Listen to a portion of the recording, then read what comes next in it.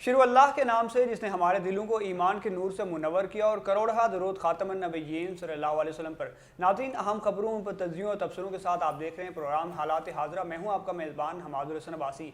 आज कुछ अहम टॉपिक्स हमारे पास जिनके ऊपर हम गुफ्तगू करेंगे। इस सारे मामले में हमें जो है तो गाइडलाइन देंगे सीनियर तदरीनकार शहजादा आलमगीर साहब। शहजादा साहब, सबसे पहले तो बहुत शुक्रिया, आपने काफ़ी तवील वक्त के बाद हमारे प्रोग्राम में शिरकत की और हमें गाय बगाया में आगाह करते रहते हैं। और उसके अलावा अंदर की खबरें भी जो है तो हमारे नाज़रीन के लिए और बिलखुसूस मेरी जो है तो इसमें आप शामिल करते हैं, मेरे लिए राय जो है तो बनाते रहते हैं। आज हमारे पास दो टॉपिक्स हैं जिनके ऊपर आज हम गुफ्तगू करेंगे। अपने पहले सवाल को मैं आपके गोशगुजार करना चाहता हूं कि पीडीएम बुनियादी तौर पर चाहती क्या है। वहां पर वो इस्तीफों का जो है तो एक तरफ बात करते हैं, ऐलान भी कर देते हैं, लेकिन जो पीडीएम में मौजूद सियासी जमातें हैं, चाहे वो मुस्लिम लीग नून हो और या चाहे पीपल्स पार्टी हो, इस्तीफे उनके पास आते हैं। अगर इस्तीफे जो है तो स्पीकर के पास पहुंचे, वहां पर वो मुकर जाते हैं कि हमारे इस्तीफे तो नहीं है, ना ही हमने दिए हैं। तो ये बुनियादी तौर पर इनका मामला क्या है? ये इस्तीफे देना चाहते हैं, हुकूमत गिराना चाहते हैं, लॉन्ग मार्च करना चाहते हैं, इनका नुक्ता नज़र क्या है? और मौलाना फजलुर रहमान इस सारे जो है तो सिनेरियो में उनका किरदार क्या है बुनियादी तौर पर? बिस्मिल्लाहिर्रहमानिर्रहीम। शुक्रिया हमादुल हसन।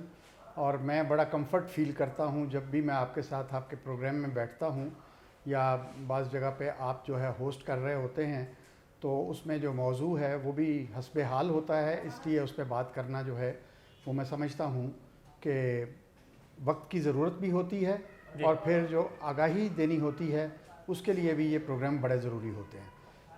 पीडीएम में जो है ये 11 जमातों का जो इत्तेहाद बना है, ये आप देखें कि जब से ये इत्तेहाद बना है और पहला जलसा जो हुआ और उसके बाद उस जलसे में जो है वो उन्होंने उससे पहले भी जो मामलात रखे वो सिर्फ़ एक ही बात करते रहे, सिलेक्टेड। असम्बलियों में भी इमरान खान, उनका जो हदफ है वो इमरान खान है। सिर्फ निज़ाम जो है वो उनका हदफ नहीं है कि हुकूमत को गिरा दिया जाए या हुकूमत को चलता किया जाए। इनमें से कोई भी ये शख्स नहीं चाहता, कोई भी जमात ये नहीं चाहती कि सिस्टम को गिराया जाए। वो सिर्फ इमरान खान, क्योंकि इमरान खान उनके गले की हड्डी बना हुआ है। इमरान खान ने यहाँ तक ये तो किया, लोग कहते हैं जी रिकवरी नहीं हुई, ये भाग गए, ये मुल्क छोड़ के चले गए, इनको रियायतें मिल रही हैं, मराहत मिल रही हैं। ये इमरान खान का कसूर नहीं है, ये कसूर है आपके सिस्टम का, ये कसूर है आपकी आपके जुडिशल सिस्टम का, ये कसूर है आपके अदारों का। अब यहाँ पे ये हुआ कि इनकी करप्शन बेनकाब हुई। 70 साल में पहली दफ़ा कोई अकामा पे जो है वो धरा गया, कोई मनी लॉन्ड्रिंग में धरा गया, कोई जो है वो टीटीज़ में धरा गया, और इस तरह के बेशुमार जो है वो मामलात जो है वो आपके सामने आए और इनके चेहरे बेनकाब हुए। अब जूं जूं ये वक्त गुजर रहा है, केस आगे बढ़ते चले जा रहे हैं। अब ये नहीं होता कि मीडिया पे डे टू डे कार्रवाई या तफ्तीश के जो मराहल होते हैं वो डिस्कस किए जाएं। 10 दिन का बीच में तारीख के दरमियान वक्फा आता है तो लोग ये समझते हैं कि यार ये कुछ नहीं होना, ये केस ख़त्म हो गया, अब इस पर डिस्कस ही नहीं हो रहा, इसको भी बोला। लेकिन जो है वो केस आगे बढ़ रहा होता है, मामलात आगे चल रहे होते हैं। मॉडल टाउन के 14 कत्ल हों, पाकपतन की JIT हो, राव अनवार की JIT हो, उज़ैर बलोच की JIT हो, या कोई भी आसफ़ अली जरदारी के जो हैं वो मनी लॉन्ड्रिंग और उसके मामलात हों या उसके तमाम करप्शन के मामलात हों, वो सारे एक सूरत के साथ, एक तरतीब के साथ मामलात चल रहे होते हैं। और मैं यहाँ पे आपको being a senior police officer ये बताता हूँ कि जब तफ्तीश के मराहल चल रहे होते हैं, उसके बाद अदालती कार्रवाइयाँ चल रही होती हैं, तो उस पर एक वक्त लगता है, लेकिन बिल आखिर उन चीज़ों को मंतकी अंजाम तक पहुंचना होता है। शहजादा साहब, अदालत रिलीफ तो देखिए सिस्टम हमारे बिल्कुल डाउन तो हैं, उनकी कारकर्दगी काफ़ी स्लो तो है, लेकिन वही सिस्टम की अगर बात करें वो थोड़ी बहुत रिलीफ देती है तो जो हमारी अपोजिशन है और बिलखुसूस जिनके ऊपर केसेस चल रहे होते हैं वो उनको फिर नाजायज़ इस्तेमाल करते हैं, इनका नाजायज़ फ़ायदा उठाते हैं। तो वो अगर उनको थोड़ी बहुत अदालत रिलीफ देती है, वो बैरून मुल्क जाके जो तो अपनी सेहत का बहाना बनाकर वहाँ पर वो पिज़्ज़े खा रहे होते हैं, वहाँ पर वो सैर सपाटे कर रहे होते हैं, वहाँ पर वो BBC को इंटरव्यू दे रहे होते हैं। तो क्या सिस्टम में फेलियर है या जो पैसे भुगतने वाले हैं उनकी? ये हमादुल हसन मैं बताता हूँ आपको। देखें, बात ये है कि आपके आइन, कानून, ज़ाब्ता फौजदारी, पाकिस्तान पीनल कोड और ये सारी चीज़ें जो हैं, इनमें एक चीज़ तय है कि रिमांड के बाद जब आप जुडिशल भेजते हैं किसी मुलज़म को, तो उसका हक़ ज़मानत उस दिन से बन जाता है, वो ज़मानत के लिए अप्लाई कर सकता है। हाँ, ये ज़रूर है کہ یہاں پہ بڑوں کے لیے قانون اور ہے، چھوٹوں کے لیے اور ہے، اور وہ کہتے ہیں جی کہ ہائی کورٹ ہماری باندھی ہے، سپریم کورٹ ہماری باندھی ہے، جج ہماری جیب میں ہے، ارشد ملک کا سکینڈل آپ نے دیکھ لیا، یہ ساری چیزیں ریلیف ملتا ہے، لیکن عام ملزموں کو بھی ملتا ہے۔ یہاں پہ 302 کے ملزم بھی ضمانت پاتے ہیں، یہاں پہ ڈکیتیوں کے لوگ بھی ضمانت پاتے ہیں۔ حال ہی میں موٹر وے کا جو واقعہ ہوا ہے اس پہ جو وی لاگ میں نے یہاں پہ کیا وہ آج درست ثابت ہو رہا ہے کہ وہ سارا ایک پری پلانڈ واقعہ تھا، اور وہ مریم کے میڈیا ہاؤس سے اس نے جنم لیا۔ اب جو اس کے ملزم ہیں کل کو وہ بھی بری ہو جائیں گے، کیونکہ جب تک جو ہے وہ جس کے ساتھ زیادتی ہوتی ہے اگر اس کی ڈیتھ ہو جائے تو وہ 302 میں کنورٹ ہو جاتا ہے، پھر تو سزائے موت کے حقدار بن جاتے ہیں۔ آپ نے مختارہ مائی کے کیس میں دیکھا، پھر آپ جو ہے کسی ورجن کے ساتھ، کسی بچے کے ساتھ خلاف وضع فطری کرتے ہیں تو قانون اور سزا تجویز کرتا ہے، لیکن اگر کسی شادی شدہ عورت کے ساتھ یہ ہوتا ہے بالرضامندی یا بغیر رضامندی کے، اس کے لیے قانون کی تشریح اور ہے، وہاں پہ ملزم جو ہے وہ بچ جاتے ہیں۔ پھر صلح کا بھی نظام موجود ہے، پھر قصاص اور دیت کا بھی نظام موجود ہے۔ تو یہ ساری چیزیں جو ہیں لوگوں کو یہ بڑی تکلیف ہوتی ہے، لوگ کہتے ہیں مار دو، کاٹ دو، اس کو گردن زدنی کر دو، اس کو گولیاں مار دو، ہے نہیں، لیکن قانون جو ہے وہ اپنی رفتار سے چل رہا ہوتا ہے۔ اداروں نے ایویڈنس مہیا کرنی ہوتی ہے، ایویڈنس کی بنیاد پہ سزائیں ہوتی ہیں۔ جب ایویڈنس جو ہے وہ کمزور ہوگی، استغاثہ کمزور ہوگا، تو ملزم اسی طرح سے وکٹری کے نشان بناتے رہیں گے۔ یہاں پر سوال یہ جنم لیتا ہے کہ کیا اس سب کی آڑ میں صرف محض حکومت کو ٹارگٹ کرنا، احتساب کے اداروں کو ٹارگٹ کرنا، اور بالخصوص پاکستان کے اہم اداروں، حساس اداروں کو ایسے ٹارگٹ کرنا، جو کیا کیسز ایسے ختم ہو جائیں گے؟ کیا ایسے احتساب برابر ہو جائے گا؟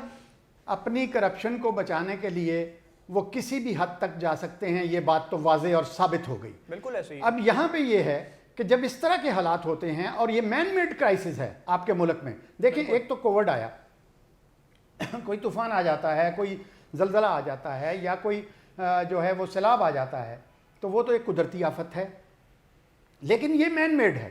ابھی خطے کی صورتحال جو ہے وہاں پہ یہ متحمل نہیں ہو رہا ملک کہ اس طرح کے مین میڈ کرائسس جو ہیں وہ یہاں پہ بنائے جائیں۔ ملا فضل الرحمان، بالکل ان کا کردار جو ہے وہ آپ کے سامنے ہے، 100% منفی ہے، بالکل ساری عوام کے سامنے ان کا کردار اس طرح۔ مریم، ان کا کردار، ان کے جو فادر ہیں، یہاں پہ انڈیا کے ساتھ جو ان کے کاروبار ہیں کاروباری روابط ہیں، وہاں پہ انویسٹمنٹس ہیں ان کی، جو انڈیا سے ان کو سپورٹ ہے، کس طرح سے مودی آتا ہے ان کے گھر چلا جاتا ہے، ہمارے اداروں کو خبر تک نہیں ہوتی۔ تو یہ سارا جو ہے وہ کرپشن بچاؤ ایک مہم بھی ہے، اور اس کی آڑ میں دشمن فائدہ اٹھا رہا ہے۔ جب آپ کے گھر میں ناچاکی ہوتی ہے تو پھر جو ہے وہ شریک جو ہوتے ہیں نا آپ کے، وہ اس سے فائدہ اٹھاتے ہیں، وہ باپ کو بیٹے سے بھی قتل کرواتے ہیں، وہ بھائی سے بہن کو بھی قتل کرواتے ہیں، وہ آپ کے خاندان کو ریزہ ریزہ کر دیتے ہیں۔ بالکل آپ کی بات بالکل بجا ہے، لیکن مجھے بتائیے گا، تھوڑی میری رہنمائی کریے گا اس معاملے میں، کہ کیا اگر دشمن کا کام تو سازشیں کرنا ہے ہی، اس نے پاکستان کے خلاف سازشیں کرنی ہے، اس کو کمزور کرنا ہے، تو کیا پاکستان کے اندر بیٹھے ایسے لوگ، فضل الرحمان صاحب کی میں بالکل واضح طور پر بات کروں گا، کیونکہ انہوں نے کیسے پوائنٹ آؤٹ کیا کہ یہ فیصلہ ہم جو ہے تو بعد میں کریں گے، کہ جو ہے تو دھرنا اور بالخصوص جو مظاہرہ ہے وہ پنڈی میں دیا جائے یا اسلام آباد میں۔ بالکل ان کی بات بالکل واضح ہے کہ پنڈی سے ان کی کیا مراد ہے، کہ کہاں پر جو ہے دھرنا دیا جائے، اور اسلام آباد کی کیا مراد ہے۔ تو مجھے بتائیے گا کہ دشمن کا بھی وہی بیانیہ ہے، اور پی ڈی ایم کی جو قیادت کر رہے ہیں ان کا بھی وہی بیانیہ ہے۔ حماد الحسن، یہ 5th جنریشن وار جو جہاں پہ شروع ہے جی ہیں جی، اور انڈیا جو ہے وہ مسلسل جو ہے وہ حملے آپ پہ کر رہا ہے۔ یہ جو کل 11 قتل ہوئے ہیں جی بالکل مزدوروں کے، اور ہزارہ قبیلے کو ٹارگٹ کیا گیا ہے، فرقہ واریت یہاں پہ وہ پھیلا رہا ہے، یہاں پہ مذاہب کو آپس میں لڑانے کی کوشش کی جا رہی ہے، یہاں پہ مندر کو گروایا گیا ہے۔ کس نے گرایا؟ JUI، اور JUI آج میں کہتا ہوں کہ مولانا فضل الرحمان سیکیورٹی رسک ہے۔ APS کی تحقیقات آپ میرے سپرد کر دیں، ایجنسیاں کر چکی ہوئی ہیں۔ بڑا مجرم جو آپ کو اس میں سلطانی مجرم جو نظر آئے گا وہ مولانا فضل الرحمان ہے۔ یہاں پہ جتنے دہشت گردی کے واقعات ہوتے ہیں ان میں جو ہے مولانا فضل الرحمان کا جو کردار ہے وہ کسی سے پوشیدہ نہیں ہے۔ جو فنڈنگ کرتی ہے وہ فنڈز بھی کسی سے پوشیدہ نہیں ہیں۔ جو وہاں پہ لنڈن میں بیٹھ کے، میں بار بار کہتا ہوں کہ زرداری، نواز شریف، مودی، اور اس سے پہلے ٹرمپ اور الطاف حسین، یہ 5 لوگ ایک پیج پہ ہیں، 5 لوگ، اور یہ پاکستان کے خلاف جو ہے اس سازش کا حصہ ہیں جو انڈیا جہاں پہ اپنے ٹارگٹس جو حاصل کرنا چاہتا ہے وہ ان کے ذریعے اب حاصل کر رہا ہے. اور یہ یہاں تک میں نے آپ کو کئی پروگراموں میں کہا ہے کہ یہ یہاں تک کہہ چکے ہیں مودی کو کہ اگر ہمارے معاملات جو ہیں وہ سیٹل ڈاؤن نہیں ہوتے اور ہمیں جو ہے وہ اور زیادہ گرم پانیوں میں دھکیلا جاتا ہے تو آپ پاکستان پہ کوئی فالس آپریشن کر کے تو پاکستان پہ حملہ آور ہو جائیں. یہ پاکستان ان کا نہیں ہے. یہ پاکستان جو ہے انہوں نے یہاں سے سمیٹا, یہاں کے لوگوں کا خون جو ہے وہ انہوں نے نچوڑا, پاکستان کی معیشت کی ریڑھ کی ہڈی پہ کاری ضربیں لگائیں انہوں نے, اور تمام انہوں نے جائیدادیں اور تمام پیسہ جو ہے وہ باہر منتقل کیا. ان کا پاکستان کے ساتھ کیا تعلق ہو سکتا ہے, ان کا پاکستان کے ساتھ کیا رشتہ ہو سکتا ہے؟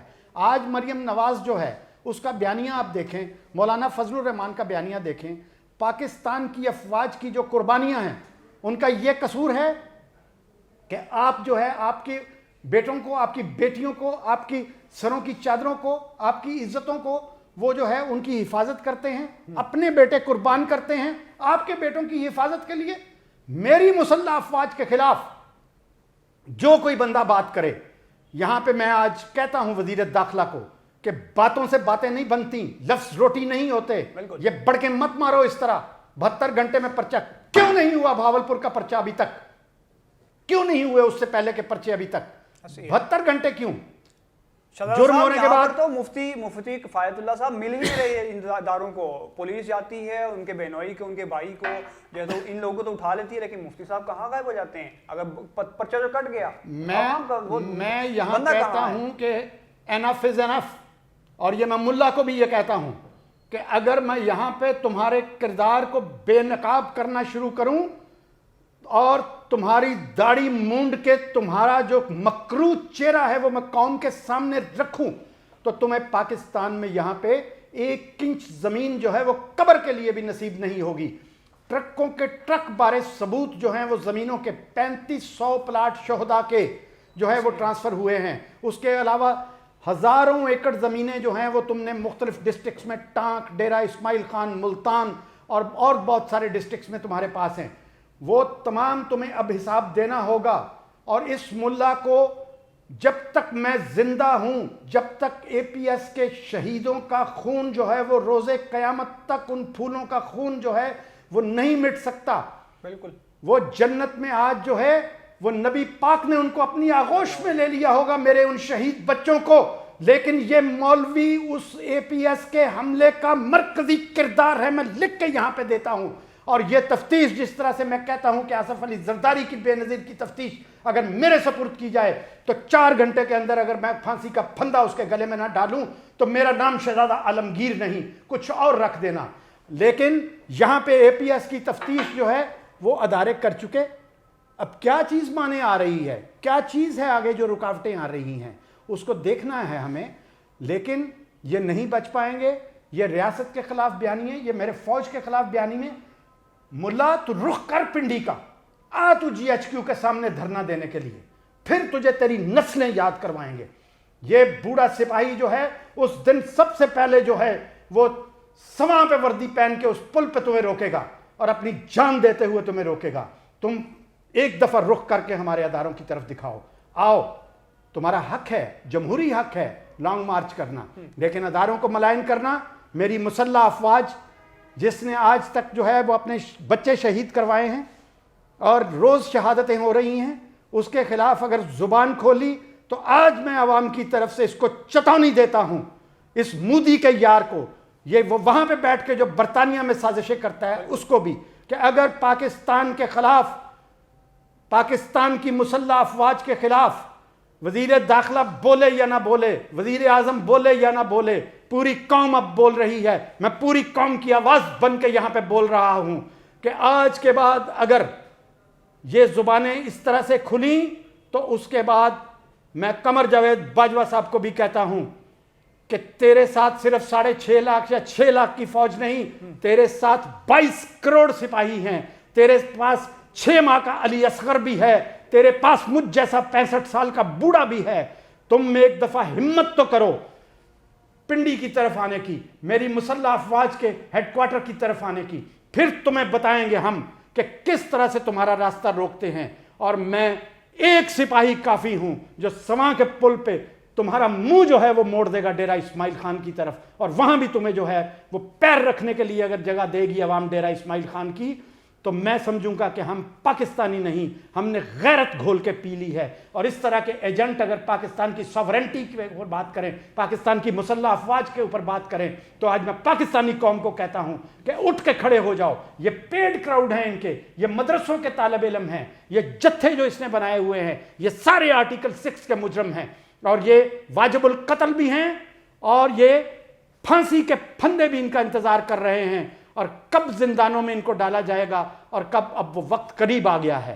اب اگر ادارے یا ہمارے افواج جن پہ یہ انگلیاں اٹھ رہی ہیں، یہ کام ہے حکومت کا ان انگلیوں کو توڑنا، ان ہاتھوں کو توڑنا آہنی ہاتھوں کے ساتھ۔ یہ 28 شیرو جو بٹھائے ہوئے ہیں، یہ وزراء جو بٹھائے ہوئے ہیں، یہ منافقین کے ٹولے جو عمران خان تم نے اپنے ارد گرد بٹھائے ہوئے ہیں، اس کے سب کو ایک طرف کر کے اپنی کابینہ کو شارٹ کرو، درست کرو، اور کوئی گڈریا لے آؤ جو زمین سے، جو دھرتی سے جڑا ہو، جو دھرتی کا بیٹا ہو۔ ایک گڈریا کافی ہے ان کے لیے۔ جانب بالکل ہم بڑھیں گے۔ ہم دیکھ رہے ہیں کہ پی ڈی ایم کی جو سیاست ہے وہ دن بدن جو ہے تو اداروں کے خلاف، فوج کے خلاف ہرزہ سرائی، فوج پر حملہ آور ہونا ان کا وتیرہ بن چکا ہے۔ لیکن یہاں پر کیونکہ اگلا پوائنٹ بھی ہے، ہمارے پروگرام کو تھوڑا وقت قلیل ہوتا ہے، اس لیے میں اپنے اگلے سوال کی جانب اور اپنے اگلے موضوع کی جانب، اسی جو آپ نے لاسٹ میں اپنی بات کی وزراء کے بارے میں، اور جو 28 کا جو ٹولہ ہے اس کے بارے میں جو بات کی، اسی حوالے سے بات کروں گا کہ مہنگائی ہم دیکھ رہے ہیں کہ دن بدن بڑھ رہی ہے۔ عمران خان کا حکومت کا کردار اس حوالے سے کیا ہے؟ کیا پھر عوام کس بیانی کو دیکھیں؟ کیا پی ڈی ایم کو بیانی کو پھر مد نظر رکھیں اور اس کو جو ہے تو اس کی پیروی کریں، یا حکومت کی جو کارکردگی حماد الحسن، میں نے ابھی آپ کو کہا ہے کہ منافقین کے ٹولے ہیں، جتنے وزراء ہیں، چند وزراء کو نکال کے، باقی سب جو ہیں، آدھے جو ہیں وہ وزیر اعظم کے امیدوار ہیں، آدھے نگران سیٹ اپ کے امیدوار ہیں، آدھے جو ہیں وہ اپنی نوکریاں کہیں اور پکی کر کے بیٹھے ہوئے ہیں، اور یہ 28 کے 28 جو شیروز ہیں جو پالے ہوئے ہیں اس نے، یہ سارے جو ہیں یہ انٹرنیشنل اسٹیبلشمنٹ کے پے رول پہ یہاں پہ آئے ہیں۔ بالکل، یہ پاکستان کے دشمن ہیں۔